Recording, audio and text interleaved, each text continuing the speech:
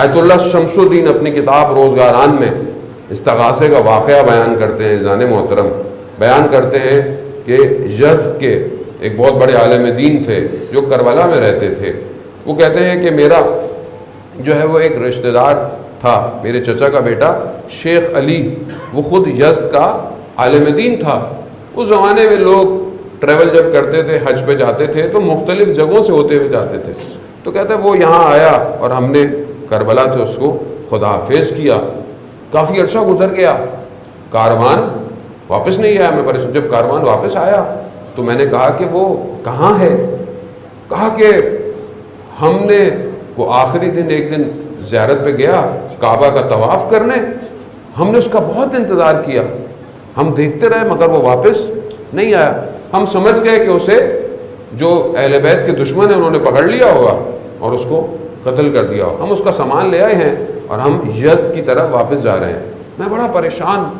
کافی عرصہ گزر گیا. میں نے ایک دن دیکھا کہ میرا دروازہ کھٹکھٹایا جا رہا ہے. جیسے ہی دروازہ میں نے کھولا تو میرا وہ رشتہ دار، وہ عالم دین باہر کھڑا ہوا. میں کہا تم یہاں کہاں سے آ گئے؟ تم تو مکہ میں کھو گئے تھے. کہا نہیں، میں مکہ سے نہیں، میں یزد سے آ رہا ہوں. کہا تو یزد سے کیسے آ رہے ہو؟ تمہیں تو مکہ سے آنا تھا. کہا میں ابھی تھکا ہوا آیا، مجھے اندر تو آنے دو، مجھے چائے تو پلاؤ، پھر میں تمہیں بتاتا ہوں. خیر بیٹھا.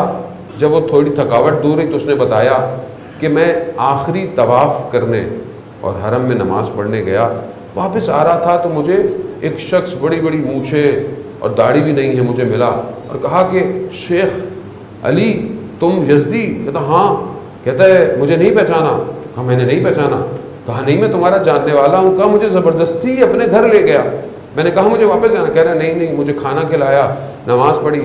کہتا مجھے جانے دو، میرے جو ساتھ کاروان ہے وہ میرا انتظار کر رہے ہیں. کہہ رہا نہیں رکو، آج رات یہیں رکو. خلاصہ مجھے زبردستی اس نے روکا. پھر میں نے دیکھا کچھ لوگ آئے جو شیعوں کے خلاف باتیں کر رہے ہیں کہ شیعہ ایسے کرتے ہیں، شیعہ ایسے کرتے ہیں. تو میں سمجھ گیا کہ یہ لوگ دوسرے ہیں. تو کہا کہ یہ بھی ان میں سے ایک شیعہ ہے اور آج ہم اس کو بھی قتل کریں گے.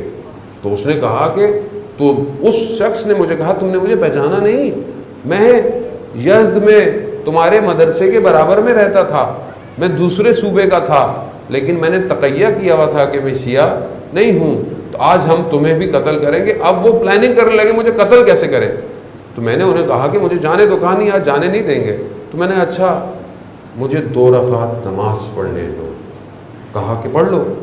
کہا میں یہاں نہیں پڑھ سکتا، مجھے صحن میں پڑھنے دو تاکہ میں خلوص اور اخلاص کے ساتھ پڑھوں.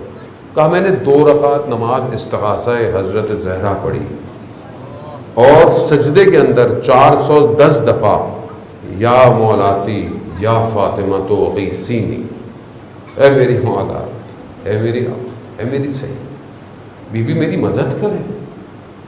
بی بی یہ میں نہیں چاہتا کہ یہ آپ کے دشمن مجھے اس طرح یہاں پر ختم کر دیں. کہا بس میں نے نماز پڑھی تو مجھے اچانک سے خیال آیا کہ میں چھت پہ چلا جاؤں اور چھت سے کود جاؤں.